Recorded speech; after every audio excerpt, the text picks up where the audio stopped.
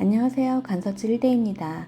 오늘 제가 소개해드리고 싶은 책은 브라이언 헤어와 버네사 우즈의 다정한 것이 살아남는다 입니다. 전 이 책을 4년 전에 읽었는데요.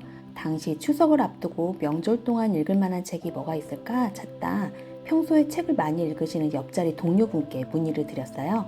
그랬더니 김영하 작가님 북클럽 선정도서인 이 책을 추천해 주시더라고요. 이 책의 공저자 중 한 명인 브라이언 헤어는 듀크대 진화인류학과 교수로 재직 중인데 개, 늑대, 보노보, 침팬지 같은 동물 연구로 국제적인 명성을 얻은 분이고요. 버네사 우즈는 헤어 교수님 제자예요.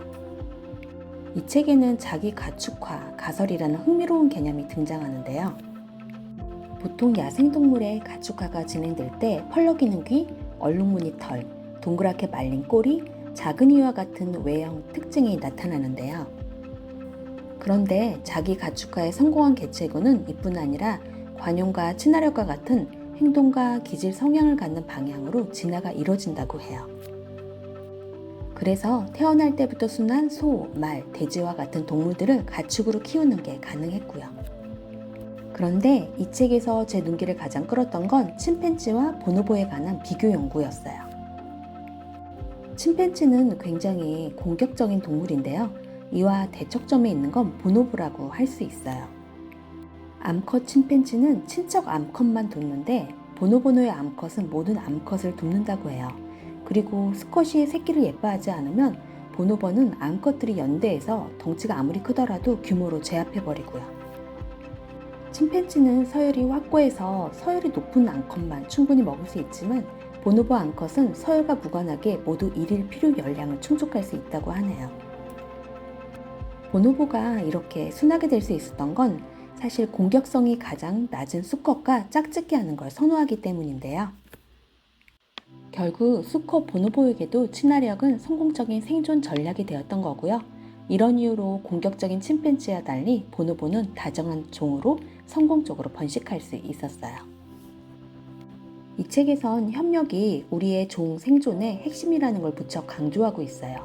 왜냐하면 협력이 우리의 진화적 적응력을 높여주기 때문인데요. 이 책에서 말하는 다정함은 일련의 의도적이거나 비의도적인 협력, 타인에 대한 긍정적인 행동이라고 할 수 있어요. 그런데 자연에 이렇게 다정함이 보편적으로 존재하는 건 그 속성이 너무나 강력하기 때문인데요. 인간 사회에서 다정함은 친하게 지내고 싶은 누군가와 가까이 지내는 것처럼 단순한 행동으로 나타나기도 하고 어떤 공동의 목표를 성취하기 위해 협력을 통해 누군가의 마음을 읽는 것처럼 보다 복합적인 행동으로 나타나기도 해요. 이 책에선 다정한 종이 진화론적 관점에서도 더 우월하고 생존에 유리하다는 걸 개화식물과 개미를 예로 들어 설명해주고 있어요. 개화식물은 사실 대부분 식물 종보다 늦게 출현했지만 꽃가루를 옮겨주는 곤충과 협력한 덕분에 우리 정원에서 지배종으로 자리잡게 되었죠. 개미는 지구에서 서식하는 육상 동물 개체의 무려 20%를 점하고 있는데요. 우리나라 국민 총수에 맞먹는 5천만 마리 개체군이 한 사회로 작동하는 것도 가능한 정말 엄청난 개체군이더라고요. 전 이 책을 읽으면서 유발 하라리의 호모 사피엔스란 책이 떠올랐어요. 110만 년 전에 함께 등장했지만 네안데르탈인은 40만 년 전에 멸종을 했죠. 하지만 호모 사피엔스는 살아남을 수 있었는데 그 비결에 대해서 유발 하라리는 집단 상상력을 토대로 한 스토리의 힘, 그리고 언어를 통한 소통과 협력이라고 강조했던 게 결국 이 책에서 말하는 다정함과 일맥상통하는 게 아닌가라고 느껴졌거든요.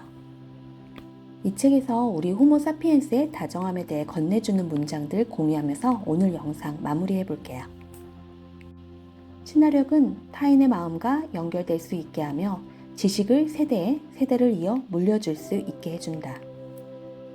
복합적인 언어를 포함한 모든 형태의 문화와 학습의 기반이 되었으며 친화력을 갖춘 사람들이 밀도 높게 결집했을 때 뛰어난 기술을 발명해왔다. 다른 똑똑한 인류가 번성하지 못할 때 호모 사피엔스가 번성할 수 있었던 것은 우리가 특정한 형태의 협력에 출중했기 때문이다. 여러분, 다정함이라는 무기로 생존에 성공한 우리 인류의 발자취를 되돌아보면서 평소보다 좀 더 다정한 태도로 이번 한 주 보내보시면 어떠실까요?